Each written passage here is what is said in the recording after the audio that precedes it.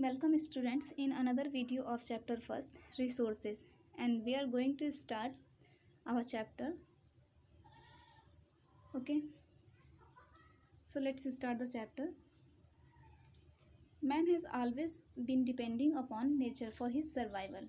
अब देखो रिसोर्सेज के बारे में हम लोग पढ़ रहे थे कि जो रिसोर्सेज हैं ये हमको नेचर के द्वारा और मैन मेड और जो भी ह्यूमंस के द्वारा जितनी भी चीज़ें हमको प्राप्त होती हैं, जिनसे हमारे जो ये नीड्स हैं वो फुलफ़िल होती हैं, उनको हम रिसोर्सेज कहते हैं। तो ये जो हम ह्यूमन बींग्स हैं वो सब क्या है, वो नेचर पर डिपेंड है। सर्वाइवल यानी कि अपनी लाइफ को जीने के लिए, अपना जीवन बिताने के लिए, जीवन जीने के लिए जो है वो पूरी तरीके से किस पर डिपेंड होता है, नेचर पर।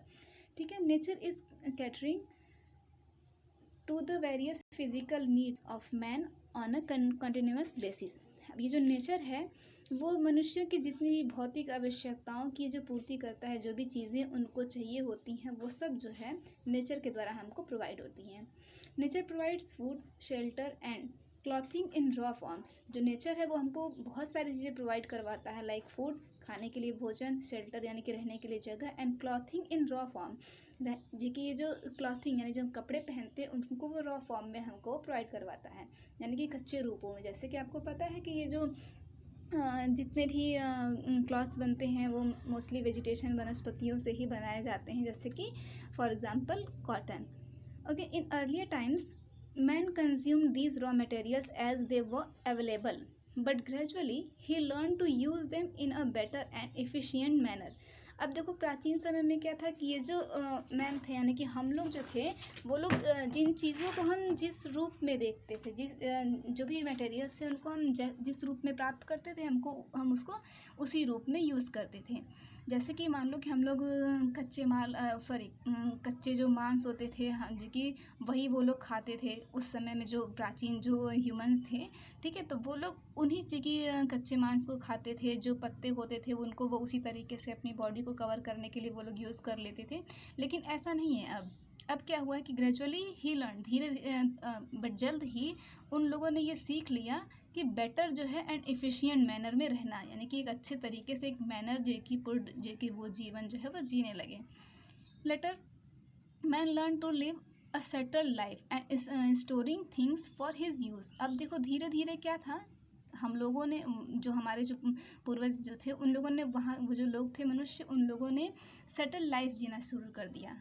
ऐसे स्टार्टिंग में क्या था कि वो जो लोग थे वो लोग नोमैड्स के रूप में रहते थे, यानी कि बंजारों के रूप में उनकी जो लाइफ थी वो एक जगह पर टिक करके नहीं रहते। जैसे अभी हम लोग हाउस बना लेते हैं एक पर्टिकुलर जगह पर और रहते हैं, ऐसा उस समय में नहीं था, ये तो आपको पता ही है। तो वो नोमैड्स हुआ करते थे। ठीक है, बंजारों का जीवन जीते थे, एक जगह से दूसरी जगह वो जाते थे। तो वो सामान भी स्टोर करना नहीं जानते थे, लेकिन फिर भी धीरे धीरे उन्होंने सामान को स्टोर करना सीख लिया। ठीक है, यानी कि वो उस चीज़ को कलेक्ट करके इकट्ठा करके रखने लगे, क्योंकि अक्सर ऐसा होता था कि उनको जो चीज़ों की आवश्यकता होती थी वो उसको बार बार उनको ढूंढना पड़ता था कि यहाँ है या कहाँ से पाएँ। तो इसलिए उन्होंने स्टोर करना भी अपनी लाइफ में सीख लिया। Nature bestowed humans with various resources like land, water, forest, soil. अब देखो एक तरीके से ये जो नेचर था ये ह्यूमन का सबसे बड़ा मित्र के रूप में, मतलब कि इसका सबसे बड़ा साथी एक तरह से है, जो कि हमको बहुत सारे रिसोर्सेज प्रोवाइड करवाता है, जैसे कि लैंड के रूप में, वाटर, फॉरेस्ट, सॉइल के रूप में। ठीक है, ये सब रूपों में हमको मिलता है। तो नेक्स्ट टॉपिक रिसोर्सेज, यानी कि रिसोर्सेज क्या है ये आप देखो। Resources refers to all the materials available in our environment which help us to satisfy our needs। जो resources हैं ये सभी जो materials हैं जो इस environment में available हैं वो सब हमारी needs को, हमारी आवश्यकताओं को fulfill करते हैं और हमको satisfy करते हैं। We use many things to satisfy different types of needs। अब देखो हम बहुत सारी चीज़ों का, बहुत सारे resources का यूज़ करते हैं और जो है उन डिफरेंट टाइप्स की हमारी वो नीड्स को वो पूरी करते हैं। फॉर एग्ज़ाम्पल देखो यहाँ लिखा है कि we use water for drinking. जैसे मान लो कि हम लोग पीने के लिए पानी का यूज़ करते हैं। मतलब वाटर यहाँ का एग्जांपल दिया हुआ है कि हम we use water for drinking, cooking, bathing etcetera, यानी कि हम पानी को पीने के लिए, खाना बनाने के लिए और नहाने के लिए और बहुत सारी और भी चीज़ों के लिए यूज़ करते हैं। ठीक है, in this cases water is satisfying some of our needs and hence water is an example of resources. अब देखो इसमें क्या है कि वाटर जो है वो हमारी उन सारी आवश्यकताओं को वो पूरा कर रहा है, जिसकी हमको ज़रूरत है। तो इस तरीके से हम कह सकते हैं कि वाटर जो है एक सबसे बड़ा एग्जाम्पल है रिसोर्सेज का। अच्छा, एक और एग्जांपल हम आपको देते हैं कि मान लो जैसे कि जूट जो है उसका हम जो है बैग्स बनाते हैं, उसकी चटाई बनाते हैं, और जो है हम उसका बेड भी बना सकते हैं, पर्दे बनाते हैं, और बहुत सारी हम लोग चीज़ें बनाते हैं जूट से। तो क्या है, जूट भी एक तरीके से रिसोर्स है, यानी कि एक ही चीज़ से बहुत सारे हम जो है चीज़ें तैयार करते हैं। ठीक है, अब नेक्स्ट टॉपिक देखते हैं वैल्यू ऑफ रिसोर्सेज, यानी कि रिसोर्सेज की क्या वैल्यू है। The meaning of value varies with its utility and importance, यानी कि जो ये वैल्यू जो है इसकी मीनिंग है कि मतलब कि इसकी महत्व, इसकी इम्पोर्टेंस क्या है, यानी कि जितने भी ये रिसोर्सेज हैं इनकी एक अलग महत्व होना चाहिए। जाहिर सी बात है कि जो चीज़ें हम डेली लाइफ में यूज़ कर रहे हैं, जो हमारी आवश्यकताओं को पूरा कर रहा है, उसकी इम्पोर्टेंस तो हमारी लाइफ में सबसे ज़्यादा होगी ही, तो उसी को हम बोलते हैं यूटिलिटी। तो यूटिलिटी, वैल्यू ऑफ रिसोर्सेज। अब देखो रिसोर्सेज की ये यूटिलिटी क्या है, उसकी वैल्यू क्या है। When a particular thing has some use for us, it means it has some value for us. अच्छा देखो, मान लो किसी हम पर्टिकुलर चीज़ को यूज़ कर रहे हैं, ठीक है, तो वो चीज़ जो है वो हमारे लिए बहुत वैल्यू रखती है, क्योंकि उस चीज़ का हम यूज़ करके अपनी लाइफ को इंजॉय कर रहे हैं। ठीक है, anything valuable makes it a resources. और जो भी चीज़ जो है वैल्यू रखती है हमारी लाइफ में, वो एक रिसोर्स है, चाहे वो कोई भी चीज़ हो। जो चीज़ें हमारी आवश्यकताओं को पूरी कर रही हैं, जिनके बिना हम नहीं रह सकते हैं, वो सारी चीज़ें जो हैं वो रिसोर्सेज कहलाती हैं। Sometimes an item may not be of a value for us, but it can be of some use for some other person. देखो अब क्या होता है कि कभी कभी कुछ चीज़ें जो हैं जिनको हम यूज़ नहीं करते हैं, मान लो वो हमारे लिए अवेलेबल नहीं है, लेकिन वही चीज़ दूसरा कोई है और उसके लिए वही चीज़ बहुत इंपॉर्टेंट होती है दूसरे पर्सन के लिए। जैसे यहाँ पर एग्जांपल दिया हुआ है कि take the example of clay. आप एक एग्जांपल ले लो मिट्टी का ही, कि clay may seem useless to you but give it to a potter and for him it would be an important resource to make pots to sell and earn some money. अब देखो ये जो मिट्टी है ये हमारे लिए यूज़फुल है। मान लो अगर हम आपको कुछ थोड़ा सा मिट्टी दे दें तो आपको इस मिट्टी का हम क्या करेंगे, ठीक है, लेकिन वही मिट्टी अगर हम किसी पॉटर यानी कुम्हार को देंगे तो वो उससे जो है बहुत सारे जो कि पॉट्स बनाएगा, उसको वो सेल करेगा और उससे वो मनी अर्न करेगा। ठीक है, तो ये मिट्टी जो है उसके लिए रिसोर्सेज हैं, बट हमारे लिए तो उसकी कोई वैल्यू नहीं है। तो उसकी वैल्यू, उस मिट्टी की वैल्यू उस पॉटर के लिए बहुत ज़्यादा है। ठीक है, अच्छा एक और एग्जांपल देखो, मान लो अगर हमारे पास इतने पैसे हैं कि हम जो है भोजन बना रहे हैं और हमारे पास मान लो रात में एक्स्ट्रा रोटी बच गई, ठीक है, तो उस रोटी को क्या करते हैं कि हम उसको फेंक देते हैं। ठीक है, लेकिन वही रोटी उस व्यक्ति के लिए, अगर मान लो कोई जो है कि बेगर है, उसके पास उतने पैसे नहीं है कि वो मतलब कि रात का भी भोजन वो ठीक से नहीं कर पाता है, तो उस रोटी की कीमत उस जो कि भिखारी के लिए कितनी है ये वो समझ सकता है, हम नहीं, क्योंकि हम तो हमारे पास पूरा भर पेट खाने के लिए भोजन है और हम यहाँ तक कि रात की बनी हुई रोटी को हम सुबह फेंक देते हैं। ठीक है, तो यही होती है यूटिलिटी, इसी को हम बोलते हैं।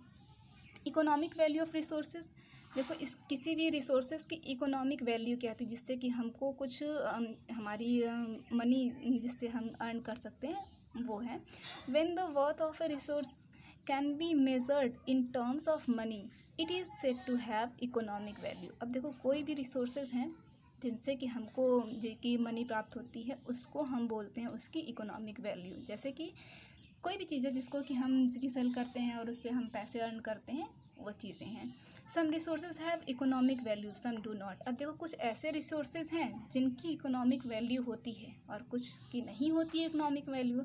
फॉर एग्जांपल डायमंड्स का यहाँ पे एग्जांपल दिया हुआ है। डायमंड्स जो कि एक नेचुरल रिसोर्स है जिसको हम नहीं बनाते हैं। Diamonds have economic value but air does not. अब देखो जो डायमंड है उसकी इकोनॉमिक वैल्यू होती है क्योंकि हम उसको बेचते हैं, उसको हम जो है कि उससे हम पैसे अर्न करते हैं, लेकिन एयर जो है इसकी इकोनॉमिक वैल्यू नहीं होती क्योंकि इसे हम बेच नहीं सकते हैं। बट बोथ आर नेसेसरी, लेकिन ये दोनों चीज़ें जो हैं ये हमारे लिए बहुत ज़्यादा इम्पॉर्टेंट हैं। Let us take another example of a resource. Which may not have economic value but it is an important resource. अच्छा चलो एक और एग्जांपल देखते हैं, एक जिसकी इकोनॉमिक वैल्यू नहीं होती है लेकिन वो बहुत बड़ा जो कि बहुत ही इम्पॉर्टेंट रिसोर्स होता है हमारे लिए। कौन? Your mother. यानी कि यहाँ पे आपकी मॉम का एग्जांपल दिया हुआ है कि your mother must be making many delicious dishes for you. जाहिर सी बात है कि आपकी मॉम जो है वो आपके लिए बहुत डिलीशियस डिश जो है वो बनाती हैं। She know recipes of may be but about 100 dishes. वो जो आपकी मॉम है वो उनको मेरे ख्याल से 100 से भी ज़्यादा या जो कि डिशेस बनाना आता होगा, हो सकता है। Her knowledge of recipes does not have an economic value but it is a resource for her and for you as well. देखो उनका ये जो नॉलेज है इतनी सारी डिशेस जानने का, इसकी कोई इकोनॉमिक वैल्यू नहीं है क्योंकि वो उससे तो वो कुछ पैसे अर्न नहीं कर रही हैं, लेकिन वो एक रिसोर्स है उनके लिए भी और तुम्हारे लिए भी, क्योंकि उनके द्वारा बनाए गए भोजन को हम लोग खाते हैं और उसी से जो है कि हमारा जो ये हम मतलब अपना जीते हैं। ठीक है, now let us assume your mother decides to write a recipe book and the book becomes a bestseller, then her recipes gain an economic value। अच्छा मान लो ऐसा सोचो कि अगर आपकी मदर ने ये डिसाइड किया कि वो एक रेसिपी जो उनको बहुत सारी बनाने आ रही है उसकी वो एक रेसिपी बुक लिखती हैं और वो बुक जो है वो बेस्ट सेलर यानी कि बहुत ज़्यादा बिकती है और उससे उनको बहुत ज़्यादा पैसे वो कमाती हैं, तो जाहिर सी बात है कि अब उस जो की रेसिपी बुक की और जो कि इकोनॉमिक वैल्यू बढ़ गई। ठीक है, तो इसको बोलते हैं हम इकोनॉमिक वैल्यू ऑफ रिसोर्सेज।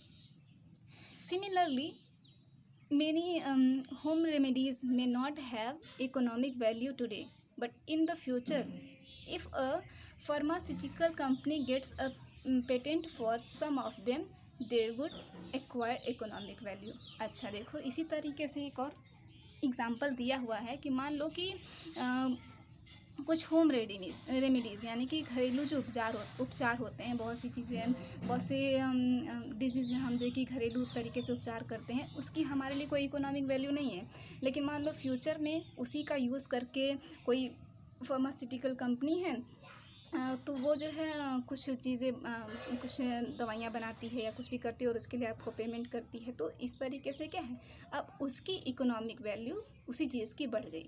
ठीक है, तो ये होता है economic value of resources. Next video types of resources जिसको हम नेक्स्ट वीडियो में डिस्कस करेंगे। Thank you.